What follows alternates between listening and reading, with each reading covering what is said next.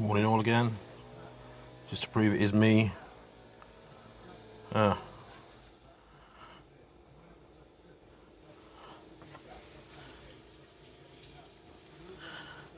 it is I.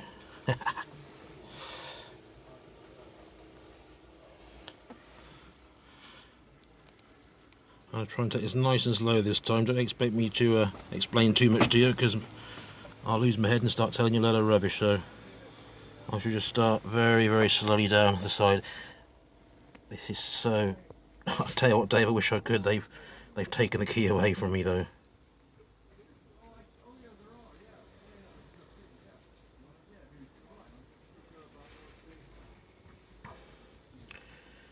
This is so tight in here. Being 6'3" doesn't really help. And now I understand why why the 426 team have stuck me up here to clean this, because it's absolutely baking in here. You could grow a tomato in 20 minutes. It's dripping off of me. Yeah, I've nearly fallen off a couple of times riding already, as you do. So there you go. Let's have another quick squealing out the window. The end of Southend Airport. There we go.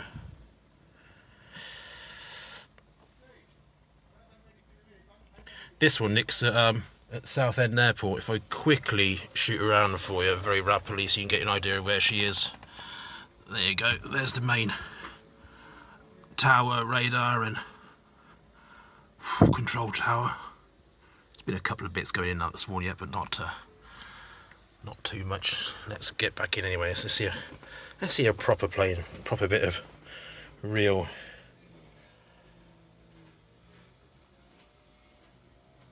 Yes, it will, Malk. It will get really, really hot in here. They do have a little bit of air conditioning and stuff, but there is a window. There's a little ledge there that you can pop the window open. But I don't know if you can remember from Black Buck 1, when John Reeve was the #1 craft. He actually had to go tech because that window there wouldn't close properly, which means they couldn't get pressurisation, so he had to abort mission, which obviously then left Martin Withers in 607 to take over and do the business. But yeah, there's a little tail clearance on there. I don't know if you've seen in the back, on the back of the Vulcan. I done a little thing earlier on and showed like a little clicker. Basically that means there's two lights, obviously #1 and #2.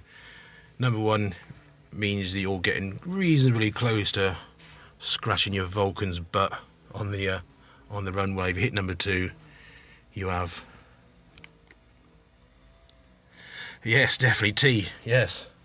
And I'll tell you what, Matthew, if I can spin back out, there's one down there, I can get the co-pilot's one. This little thing there, Matthew, that unclips and it's totally heated in there, so you could quite easily like stick a little can of soup or perhaps even some kind of tea in there, and within sort of like 20 minutes, 30 minutes of flight, you'll have a nice steaming hot cup of Vulcan tea. This is on your co-pilot side now with various dials and bits, and yes, I'll give you a quick wave. You can see my reflection. Morning all. This is my tools for the day. One rag for cleaning of Vulcans of. Yeah, it's all done by the as far as I'm aware, Matthew, it is all done by the engine system, by flushing hot round. It's also I think it comes in. It's also part to do with the leading edge de-icing unit as well. It all comes heat from the engines.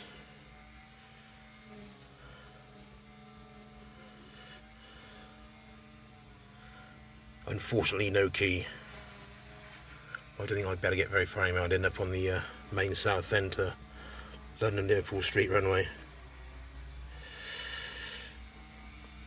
Yeah, funny enough, Ryan, for my size, I've got really small hands, so it's quite ideal. But it's just a 6'3" bulk of a man doesn't quite fit through the smallest of gaps, and and down those stairs. There you can see we've got flattened base now turned into the air electronics officer. No, she's not, Malcolm. No, she's not entirely static at all. They do run a. I've obviously got no links to YouTube on here, but they do fire up. They do take her for little wanders around the airfield. Obviously, because it's a commercial airfield now, it's a little bit difficult to get her out on the runway. But I know they do have plans in the future to start giving her full taxi runs down the main straight. So. And I am now being joined. Hey? You coming up, sir? No. Power up.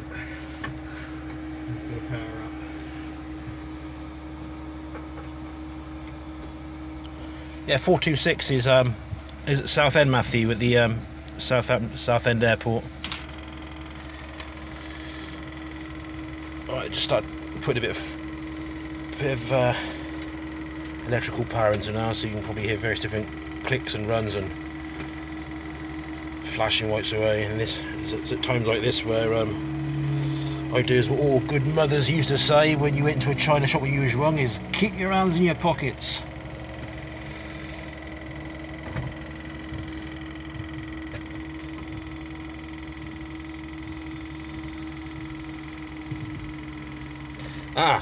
That's interesting. You got to do pretty good and hold it in if you can, Matthew. If I can grab hold of it that's in here, if I can get it out in its entirety. Haha, fantastic, I've got one. Yes, everybody had one of these, Matthew, basically. Lid flipped up, and you yes, you put the male anatomy part in there, and then basically the rubberized bag that you right. What are you doing? My hands are sealed.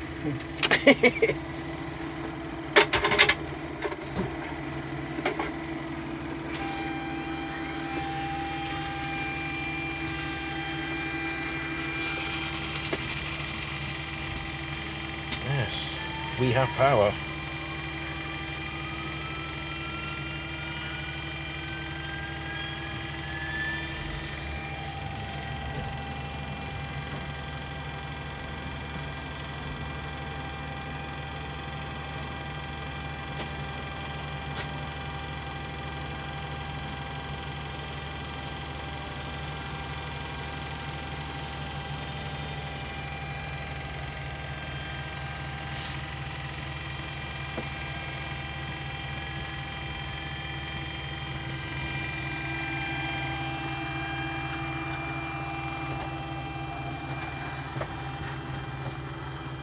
How's it looking? Hey? How's it looking? Yeah, she's on.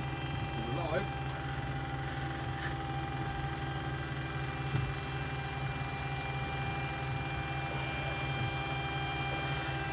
Well, folks, with the with the lead engineer just getting back onto the tarmac, I've got a Vulcan to myself, which is live. Fabulous. Anybody fancy going anywhere?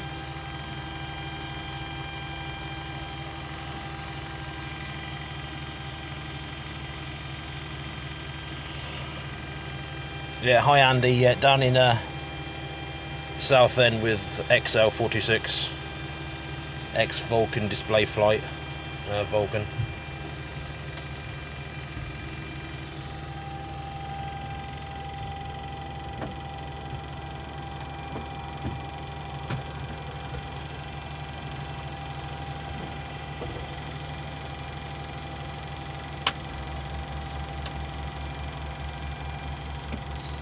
Bombay doors opening. Excellent. Doors in transition. If you can see it says Bombay doors there. It's been hatched. Uh-huh. We'll go right.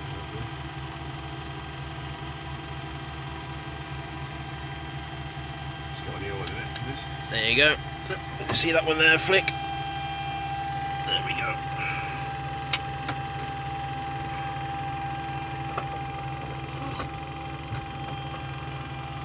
Just be careful because you pick something and somebody's fingers are there. Yeah, so my hands are completely out of the way.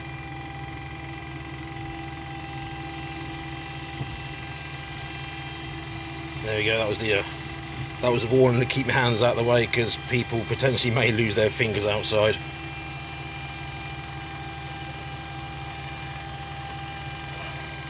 What a fabulous way to lose weight.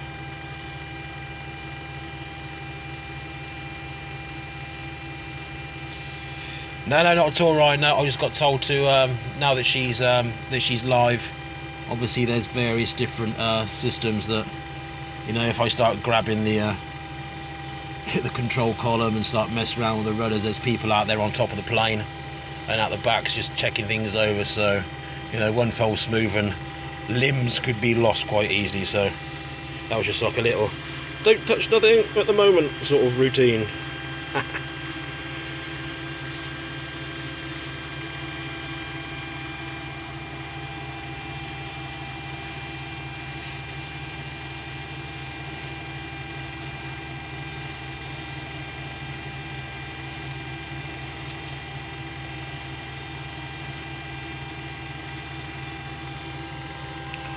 Oof, well, we'll do. Pull down the old lampshades a little bit, try and give me a little bit of cover. Oof.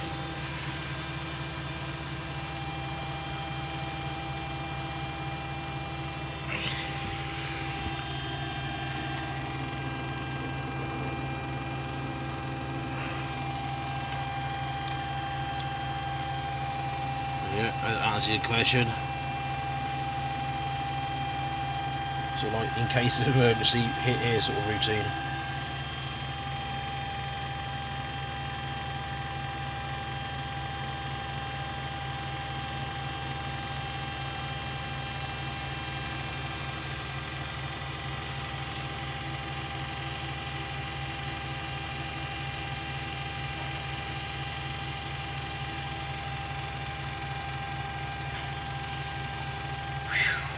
Absolutely baking. Happy days. Yes, the cockpit's quite on a Vulcan's quite an interesting thing actually. It was most of the layout was designed by Wing Commander Rolly Falk, who was a he's a tall chap. He was a 6 footer like myself. So for him reaching all the various different dials and buttons was actually quite easy, but most of the Vulcan parts were quite small, so they actually struggled to reach some of the buttons and dials. Hello. Hello. Hello. Yeah. Yeah, you're right, Matthew. Yeah, Rowley is an absolute legend. He's actually he means a lot to me. He's a absolute fabulous pilot for what he done for the Vulcan, and then he obviously moved on to the Shaka, and he had a fantastic career as a test pilot. Unfortunately, I've been lucky to meet both of his sons, Jeff and John Falk, and they are everything what I expected them to be, and I can see exactly what their father was like. He's just an absolute nice guy. But yeah.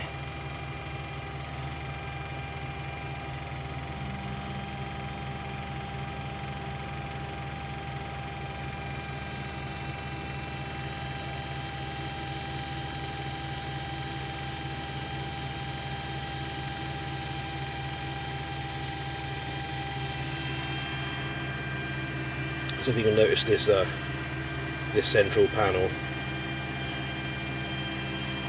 you'll notice that everything's in fours because everything relates to the 4 engines. We've got a little bit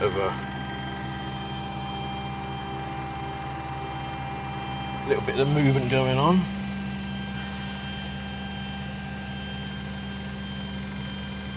Indeed, Matthew. Yeah, it was quite good with Rowley, because obviously he was flying the Avro 707s, which were the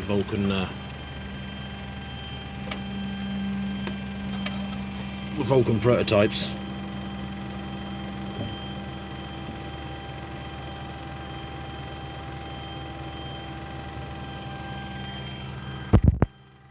Oh, battery's getting warm this morning on this phone. I can imagine. Absolutely roasted. There you go, you see the control surfaces moving in line with the... fabulous. Yeah. Yeah, Not a lot, but a bit. that's better than nothing. As you can see with the control sticks moving, which is moving the other ones at the back, which you can see on the control surface dials.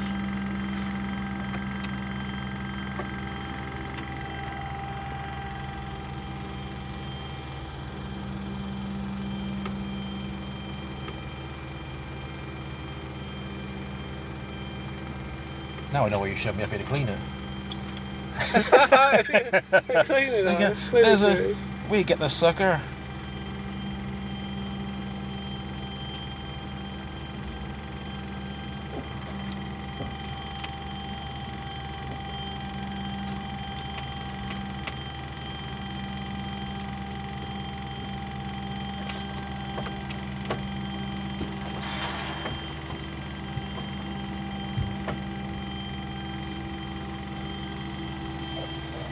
That Andy, I cut it. I'll try and find out from one of the trustees. Got 3 of the 5 trustees here today, so I'll ask him the question later on.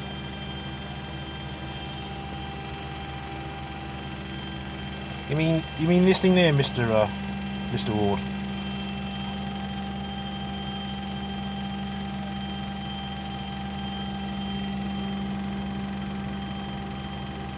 Got a funny suspicion that's the nose wheel steering. Don't quote me 100% on that. Somebody else probably online who's watching might be coming out there. But I think that thing there actually deals with the nose wheel steering, which obviously when you're taxiing around is your main way of getting around.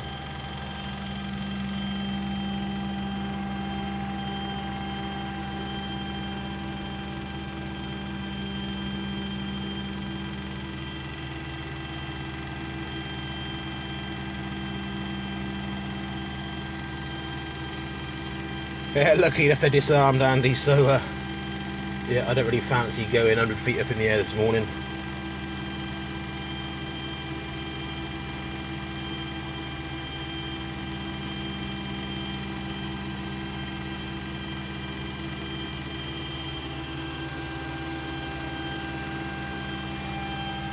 So we've got a bit of there we go, a little bit of fresh air coming in now.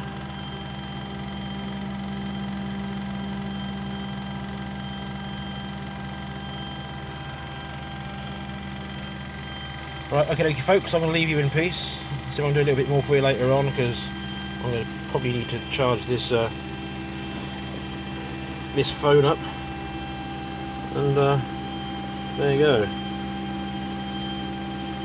4 throttles to give you just a little bit of power, I suppose, out of these Olympus 301s.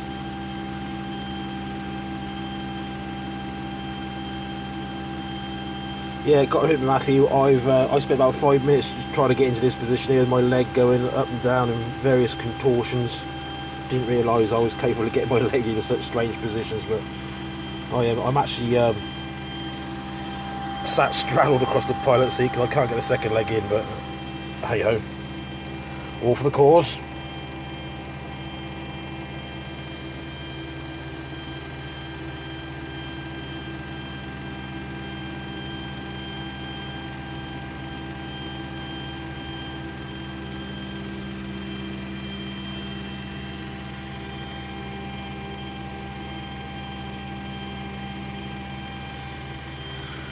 What I'll do, folks, if Periscope's behaving itself later on, I'll get these all hooked up onto YouTube.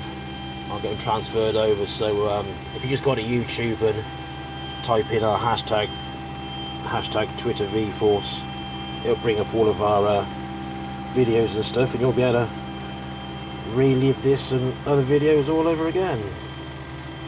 Cheers for now. Toodaloo.